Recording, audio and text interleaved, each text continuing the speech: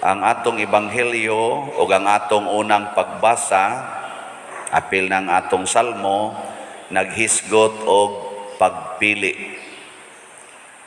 Bag-o pasadtang naghimo og piniliay. Unsa may kalainan sa atong piniliay og sa pagpili or sa piniliay nga iya sa Ginoo, nabay kalainan? Unsa man? Pagpili og leader ba? So, ang Ginoo, ang iyang giingon, ako maoy nagpili kaninyo.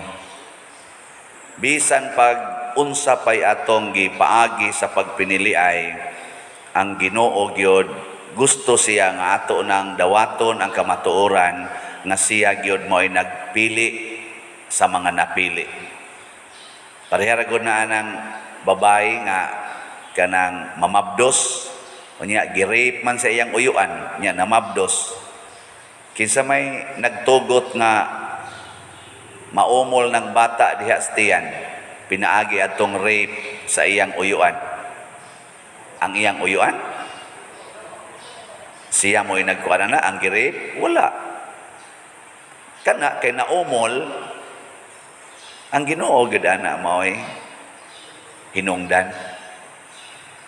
Tuo mo ana dili. Hinay man lagi niyong tingog. Kinsa man say nagpili nga kanang imo rong bana or imong asawa, maasawa na nimo or mabana.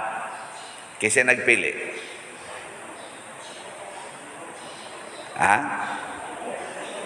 Sige, lingian na imong tupad na kasi nagpili. Kasi nagpili sa imong bana niya. Moingon sa naro imong tupad, wa ba magani ko'y uyab? Wa pa kay uyab, ala, pangayo sa Ginoo.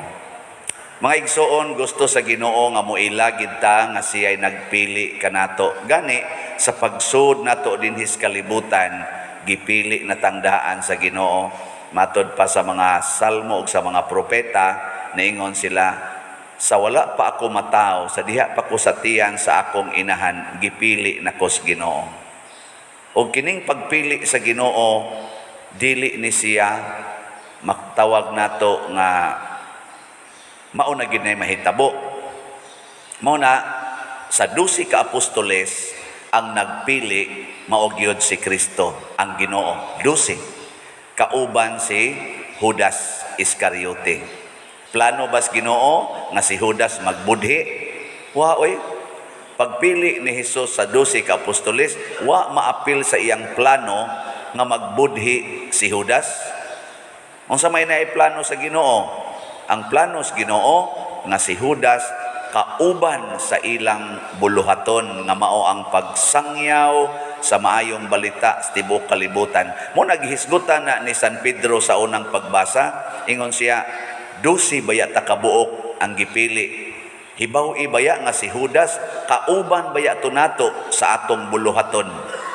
Mo na ilang gitanaw. Pero nganong nagbudhi man si Judas? Ha? Kay natintal sa yawa. Muna kining mga pinili karon sa Ginoo, ang bag-o nato mga napili nga mga kandidato nga nangadaog ni daog karon sa lain-laing posisyon, pinili na sa Ginoo, pero ay kumpiyansa na ay mga Judas diha. No. Pero ato bang concern? Ato ba nang concern nga atong papahawaon ng Judas diha? Kita ba'y muingon nga kana siya Judas na? Kita? Husga. O mo na, ayaw na lagreklamo.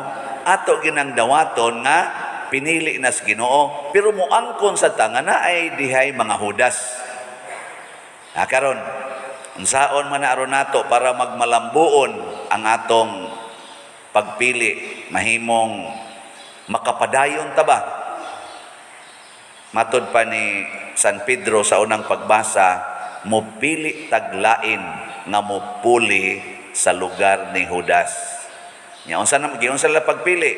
Ripa kanang Lot. Ang bunot-bunot ba?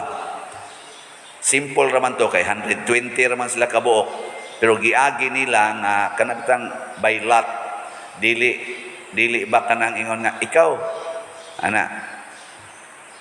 Karon sa atong nasod ang pinili ay gipaagi nato og democratic way, majority.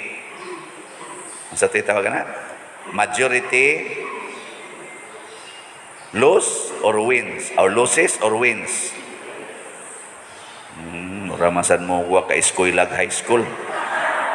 Majority wins. Unya unsa may buhaton sa minority? Mao na ang minority mudawat tanaw ha kinsang duha ka buok ilang ginominate. Ang nominate nasa na? Kandidato ba? Ang una angan ato niya si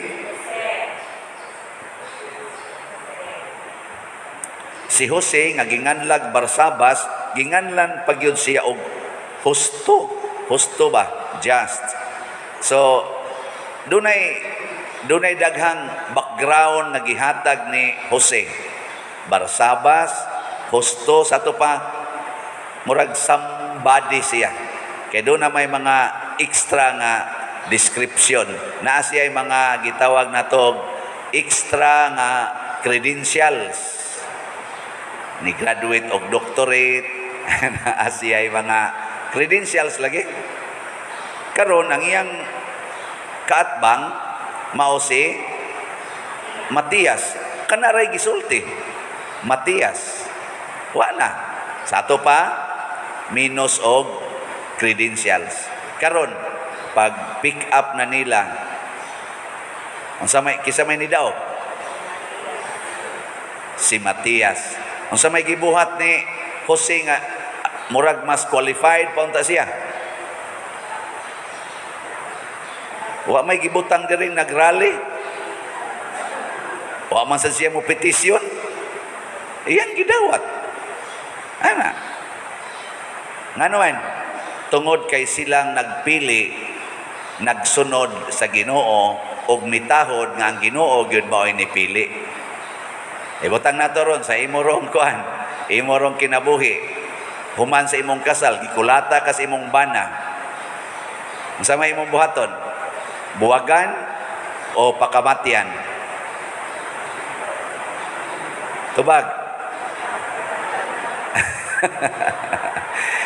Musta mo diha kamo mga alumni diha sa Arcelo, San Vicente man Corona sa una. Musta mo wa pa ninyo nakigbuwag sa inyong mga asawa or bana? Kanang nibuwag hudas mo. Mao mo to hudas nibuwag tungod kay wa na mo haom sa iyang gusto.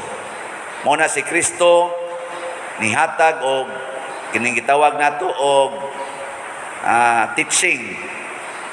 Iyang sugo dias atong ebanghelyo ningon siya paghigugma ay kamo sama sa akong paghigugma kaninyo.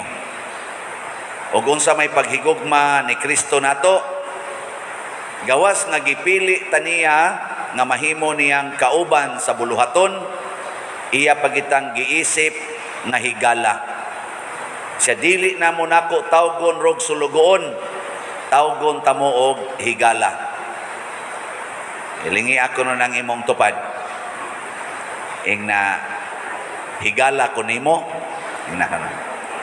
Higala ko nimo, am I your friend? Yeah, pangatan ka no. Hoy, panglingi mo, alumni bitaw mo diya, kadaghanan. Lingi ba? Inahigala ko nimo, nya paglingi nimo, imo din ang ex sa una, no? Nya ka ang animal, buhi pang animal dahil. Ayan na lang to hinumdumi katong nangagi god ikaw no kusog jud kay kang muhisgot anang nangagi or usaban na sa imong gipanguyaban sa una nya wa gyud kasugta or imo nang crush pero didto nanguyab sa imong amiga ayan na lang nahisgoti kayo move on. Anya unsa may mo isulti you are my friend kana gyud importante kayo gihimo niyang higala ang iyang gipili. Kanindot unta sa atong politika karon, ang mga nidaog muingon sa napildi, you are my friend. Nya ang napildi sad muingon sad, same to you. Nindota no? Unsa kay mahitabo sa atong nasod? Kung friendship na sila, pagkaninduta ka ha sa atong nasod. Why magsigi og yaw-yaw, why magsigi bash diha sa social media, why magsigi og kana bang mga bati, gitawag ni natog toxic nga mga words o mga messages. Toxic. Ang sama ng toxic, uso naman kay karon ka ng mga food supplement, mukuha ko na cleansing. Kinahanglan ta mag-cleansing. Tanawa na inyo mga naong. Pila ka tuig ang milabay, sukan mo, ni-graduate og high school. Nawa inyo mga naong, unsa man, toxic.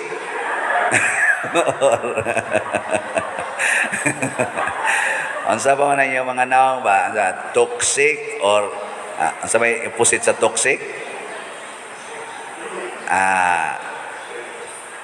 Unsa opposite ana? O ako kibaw og toxic, hugaw, unsa may opposite? Healthy. Saan na pagsol? Healthy. Mao na siya, inspiring unta tag kinabuhi.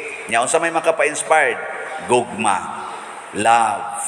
Unsa gay unang himuon sa taong nahigugma? Himuon niyang higala ang iyang isig ka tawo, friend. Kinsay mas ganahan nimong iistorya, ang imong anak o ang imong friend? Kamo bang mga ginikanan? Ganahan ka masig istorya sa imong anak o imong friend? Ambot lang ninyo. Kinsa may ganahan nimong isigag istorya, ikaw anak. Kinsa may ganahan kay nimong istoryahon, imong parents o imong friend? Ikaw asawa, kinsa may ganahan nimong sigig yung kag atubang istorya, imong bana o imong friend? Ikaw sad bana, kinsa may imong ganahan yung sigig istorya nga adlaw gabi hapit 24 hours magsigi kag text, ang imong asawa o imong friend? Mao na si Kristo niingon, paghigugma ay kamo sama sa akong paghigugma kaninyo. Unsa ta niya paghigugma? Gihimo ta niyang friends. Tingali BFF, best friend forever. Nothing gonna change my love for you. Ana siya? Nya dayon nisumpay day si Jesus, there is no greater love one can offer to his or her friend except to lay down his life for his or her friend. Walay laing labing dakong gugma nga ikapakita ang usa ka tawo ngadto sa iyang higala gawas sa pagpakamatay para sa iyang higala. Hinaut-on ta ang nidaog sa atong pinili ay anda magpakamatay para sa mga napildi. No? Kamong nidaog gikas presidente nga rikutob konsehal sa lungsod, pagpakamatay mo para sa mga napildi. Ayaw silag patya. Kamoy pagpakamatay, reach out to them. Be patient to them. Help them. Heal them. Di ba? Ninduta, no? Kamo sa mga nangapildi, ay san mo pag-act nga muramog mga hudas nga inyong buko-bukuhon ang mga nidaog aron lang gyud dili mutulin sa ilang programa. Kabyuna ninyog maayo, dunggabon pag ninyog maayo aron inigagas ilang dugo, din ana sila makalahutay og trabaho. Sa may buhaton ninyong mga napildi? Ha? Pagpakamatay sad mo sa inyong mga leaders karon, be a good friend to the winners. Muna, ang sao masad nimo, respect them, appreciate them, honor them, serve them.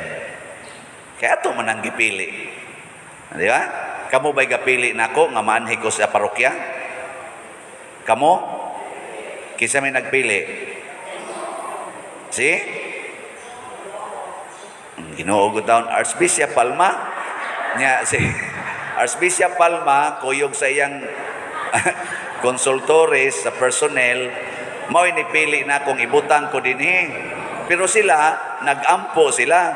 So ang hitabo, ang Ginoo gyud nagpili pinaagi ni Archbishop Palma, gibutang ko diri nya mutahod mo nako. Naamoy reason nga mutahod mo nako nga di man kamoy nagpili nako. Nga naman kay nipili man sad mo nga anhi mo dinhi mo simba aning parokyaha. Nya kining parokyaha under maning Bishop Palma, bisag kinsay ibutang dinhi inyo gyung tahoron, dili ninyo ikumparar ay mas maayo gitong sa una ay kaniwagin ni siya ayo. Ayaw ana. Kamo kusog ra ba sa kay mo kumparar og pari? Muna unfair ba yan namo? Sugdon ra ba niyo kumparar ang among mga naong sa ulam bati lagi ni sa naong. Mas cute tong sa una no, siya mas cute. Ayaw mo ana. Unsa naman lay buhaton nyo? Accept. Nya humag accept, support. Ana. O nay nindot kayo? O nay gugma? Anha ta diha mo lambo og nisaad ra bang Ginoo pinaagis atong tubag sa Salmo. Hatagan siya sa Ginoo og usa ka lingkuranan uban sa mga kadagkuan sa iyang lungsod. Hain ang lungsod sa Ginoo, wa dinis lungsod sa liluan. Tua sa langit. Kitang tanan nga motuman sa sugo sa Ginoo, tua na ta didtoy lingkuranan. Doon na tayo mga trono dito sa iyang lungsod. Katapusang lingi sa imong tupad. Ing na ganahan kang doon na kay trono dito sa langit. Pangutan ako na. Ganahan ka? Nya, musanong gani siya, ing na dayon, pagpakamatay para nako. Di ba? Ana na siya. Nindot kay na. Doon na din tayo trono. Muna si Matias, nagpakamatay para ni Kristo, para sa iyang mga kaaway. Maunang duna na siya trono dito sa langit. Si San Lorenzo Ruiz, San Pedro Calungsod, nagpakamatay para sa ilang mga kaaway. Tuwa na sila trono dito. San Vicente Ferrer, o uban tanang mga santos, nagantos o naghalad silang kaugalingon para sa mga tao, apil na sa mga kaaway, tuwa na ron dito trono. So atong iampo, nga atong kaigsuunan karon labi na in relation sa atong bag-ong piniliay nga nahitabo, makakat-on ni ining gugmang Diyos nun. Ang paghigugma sa matag tao tungod kay sila pinili sa Dios, higala sa Dios, o presensya sa Dios.